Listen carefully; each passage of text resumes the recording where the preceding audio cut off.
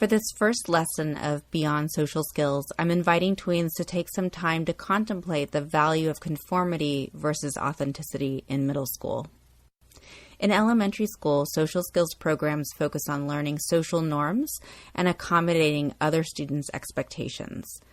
Being other-oriented is highly effective training for success in elementary school, but once students enter middle school, this orientation becomes problematic because tweens have crossed an invisible line of cognitive development.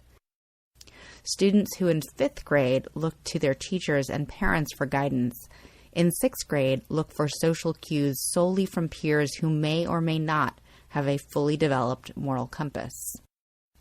The shock of 6th grade for a lot of tweens is the loss of safety, kindness, and openness in elementary school culture, and an entry into what I call the Lord of the Flies pack mentality of middle school, which commonly includes the normalization of cruelty. It's a sort of caveman stage of development where students sort the strong from the weak. It has nothing to do with a person's long-term value and human potential for happiness. In fact, in middle school, if you don't fit in with the pack, that's not necessarily a bad thing. If the Lord of the Flies doesn't like you, don't worry about it. It could be that your moral and cognitive development is more advanced than your peers, which your peers will automatically label as weak simply because it is different. For many tweens, the protection and power of a like-minded pack can be an intense need, and all differences are threats to that pack protection. Tweens with more advanced moral development can see through that mentality to a more sophisticated level of social interaction that balances conformity with an appreciation of diversity.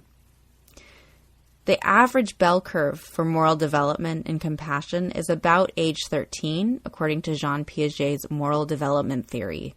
So between ages 11 and 13 is a dicey time for a lot of students. Some people never develop morality and stay in that pack mentality for the rest of their lives, but only in middle school do these types of people seem to make up the majority of the population. One good habit to get into is to evaluate anyone who puts you down and ask yourself if you would want to be that person. If the person giving you a hard time is not so desirable themselves, make a conscious note of that. Create a healthy boundary between your self-worth and the comments of morally challenged people. All humans have some kind of weakness or disability. There is no greater disability than a lack of compassion for others. My goal is to help tweens understand their stage of brain development and how that might affect your judgment and well-being so that you have a better map and know where there be dragons as you venture into that social unknown. I also want to underscore for all students that this is a very temporary and painful stage of development that won't last forever. Even if you land in a bad spot or like the worst spot ever, tweens are capable of learning tools to navigate difficult situations. Learning how to handle difficulty is part of growing up, and these growing pains are normal. The other aspect of cognitive development that occurs in middle school is a person's sense of self, which solidifies at about age 13. This means that your identity, the level of self-esteem and self-worth you feel in 8th grade, is typically your self-image for the rest of your life.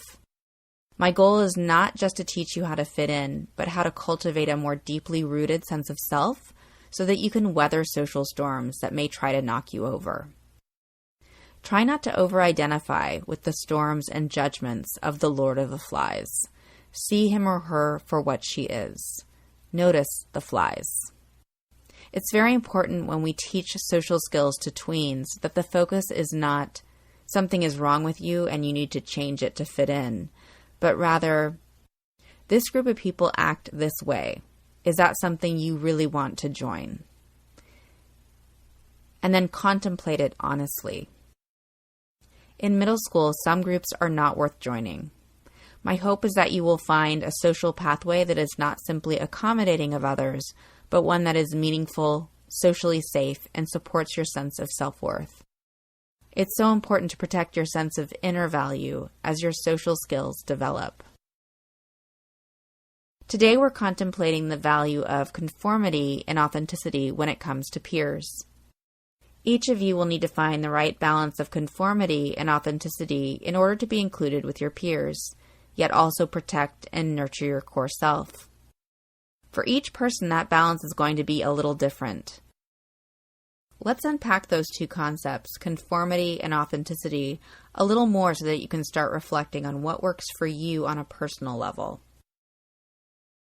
In a free society, we have a choice to blend in, conform, or stand out. For some of us, standing out and expressing our authentic selves is more important than being included in a group. Recent research by UCLA's Department of Psychiatry has found that people who conform to a group are more likely to be accepted by that group. Conformity includes how you speak, how you dress, how you behave, and what you value. Even groups of people who claim to be antisocial expect the other people in their group to dress like them, talk like them, behave like them, and share the same values. So ironically, even in antisocial groups, there is an expectation of social conformity. We can think of that need for conformity to recognize similarities in the people we hang out with as a type of biological wiring. By bringing our conscious awareness to that conditioning, we can balance that biological need with the development of our inner selves and the critical thinking skills that enable us to question pack mentality. The definition of authenticity is to be true to one's own personality, spirit, or character. In short, to be true to what makes you unique. It's the opposite of conformity. When you conform, you are like everyone else. When you are authentic, there is no one exactly like you. The social challenge we all face today is to balance conformity and authenticity. The two biggest social mistakes I see at schools are when students choose one extreme or the other. Either they are so absorbed with authentic expression that they do not think of the needs of the group at all and make no attempt to blend in or respect a group's norms and therefore end up alone or rejected. That's one extreme. On the other extreme, students can be so desperate for friends that they will do anything the group requires to be accepted, no matter how much harm that level of conformity may cause to themselves or others. So ideally, we all want to be somewhere in the middle between those two extremes. That's the goal. So how do you find the right middle for you? First, we need to develop our sense of self. Mindfulness meditation training on a basic relative level is about knowing ourselves. You don't have to meditate, but spending time alone, learning to find peace alone, clarifies your values and your sense of self and is important for healthy development. If you are afraid to be alone, odds are you may end up conforming too much to a group or to another person. Of course, human beings have a biological need for other human beings. Even in Buddhism, there is something called a sangha, a community of people who meditate together in silence. So even within the practice of getting to know the self in silence, we are never completely free of community. Community is always all around us. Humans are interdependent, which means we all need each other. We all need community. Socializing at its best is a mutual exchange of ideas and gifts. We share what we have with each other, and through sharing, we end up with more knowledge and happiness than we have alone. I like the concept of a friend as a treasure because a true friend is rare. With best friends, your authentic self will naturally match theirs. You won't have to think about conforming because you are just a natural fit for each other. There's an instant level of comfort and safety. You appreciate your similarities as well as your differences and accept both. Dr. Brené Brown, a research professor at the University of Houston who has done extensive research on meaningful relationships, argues that if you have one or two other people in your life with whom you can be completely authentic, you are very lucky. Mutual authenticity is a rare gift. In middle school, if you have one other close friend, that's enough. Together you can build an empire of acquaintances and have a lot of fun together. In order to find that best friend, first you have to know who you are and what you value. If you are just grasping for any friend at all just to get someone's attention and you don't know yet what you value, you are actually not ready for a close friendship. So taking time to develop your talents, your values, and your sense of self-worth, discovering where you have confidence, taking the time to develop your relationship with yourself, all of that gives you a healthy foundation for all the other relationships in your life.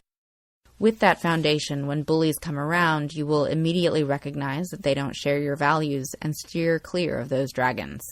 You'll find a way around them.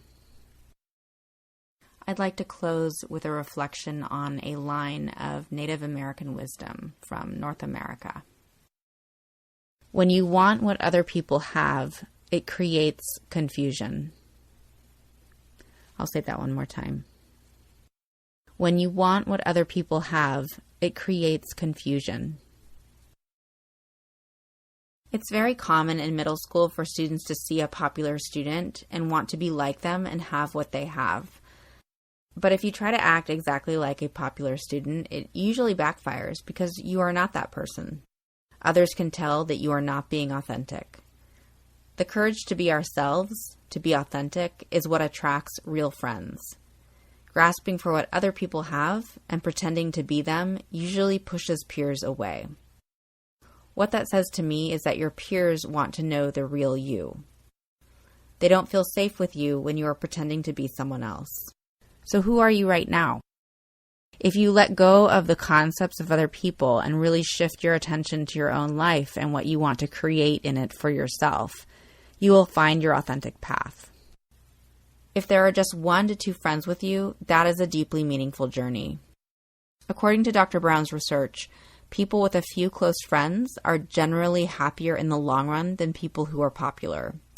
Popular people are able to conform and attract groups of people, but they are not necessarily able to express their authentic self and have close friendships. And young popularity has its own challenges. Groups of people tend to pursue deviant behaviors, so if you are popular at a very young age, you can get into quite a lot of trouble if you are simply following the herd anywhere they go. Take some time to contemplate what experiences you want to have in middle school for yourself, and then look for peers who might want to create those experiences with you. Then you are consciously choosing some of your experiences rather than just passively accepting everything that happens. Once you have 1 to 2 best friends, the best way to add more friends to your life is to be respectful of other groups of people. How you show respect is different in every culture and every situation, whether it's a macro culture like a country or a microculture like a neighborhood or a family. Each group looks for different signs of respect. They expect different behavior from you. Sometimes an action that is considered polite in one culture is considered very rude in another. This can be a little confusing, so before you talk too much to a new group, try to observe quietly and figure out how people in that group show respect for each other. However, if they are not respectful to you right off the bat, that's a red flag. You may be facing a Lord of the Flies and his or her pack. In that case, set your sails in a different direction and just move on to a nicer group. Choosing respectful peers supports your sense of self-worth and reminds you that you are a treasure. As Mr. Rogers would say, we like you just the way you are. You have a value that can never be taken from you. If you hold on to that, the right friends will find you. For Mindful Youth, this is Ellen McCarty, a mindfulness and education specialist in the San Francisco Bay Area.